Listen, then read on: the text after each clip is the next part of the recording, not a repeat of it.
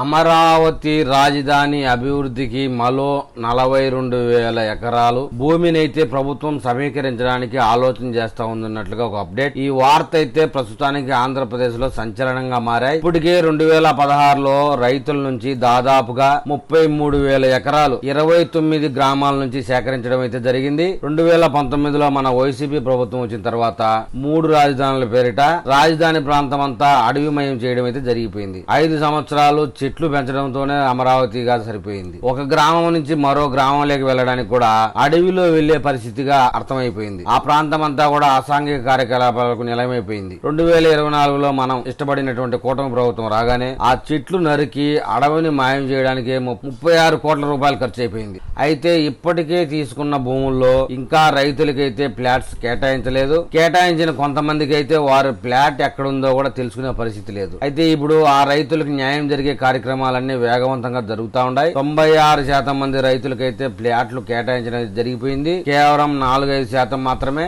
ఇంకా మిగిలి ఉన్నారు. రాబోయే 15 రోజుల్లో ఈ వీళ్లకు కూడా ఫ్లాట్లు కేటాయించడం జరుగుతుందని చెప్పేసి కూటమి ప్రభుత్వం వారైతే అప్డేట్ ఇచ్చారు. దానితో పాటు సరిహద్దు రాళ్లు కూడా వేగంగా వేస్తా ఉండారని చెప్తున్నారు. రహదారుల నిర్మాణానికి కూడా 3,000 కోట్ల రూపాయలు దానికైతే బడ్జెట్ కేటాయించి టెండర్లు అయితే పిలుస్తా ఉన్నారు. ప్రతి ఫ్లాట్ కి రోడ్డు నిర్మించబోయే కార్యక్రమం రాబోయే రోజుల్లో 24 నెలల్లోనే కంప్లీట్ చేయాలని ఒక నిర్ణయానికి వచ్చినట్టు చెప్తా ఉన్నారు. ఇక రాజధాని అవసరాలకైతే భవిష్యత్ అవసరాల కోసం 1,00,000 ఎకరాలు ఖచ్చితంగా అవసరం అవుతుందని చెప్పేసి టార్గెట్ పెట్టుకున్నట్లుగా చెప్తా ఉన్నారు. ఇప్పటికే అమరావతి ఏరియాలో పెట్టుబడులు పెట్టడానికి అయితే యూనివర్సిటీలు, హాస్పిటల్స్, పర్యాటక శాఖకు చెందినటువంటి 7 స్టార్ హోటల్స్ అవి క్యూ కట్టి వస్తున్నప్పటికీ వాటి కోసంగా భూములు కేటాయించాలంటే అమరావతిలో భూమి శాతం చాలా తక్కువగా కనబడతా ఉంది. అయితే రాబోయే రోజుల్లో ప్రభుత్వం సేకరించే భూములు అన్ని ఒక ఎత్తైతే లేదంటే inner ring road, outer ring road వాటికి ఆనుకొని ఉన్న గ్రామాల్లో కూడా ల్యాండ్ పూలింగ్ తీసుకుంటారా అనే విషయంలో కొంచెం క్లారిటీ రావాల్సి ఉంది. ఎందుకంటే రైతుల నుంచి బలవంతంగా తీసుకునే ఉద్దేశం అయితే లేదు ప్రభుత్వానికి. రైతులు ఇష్టపడి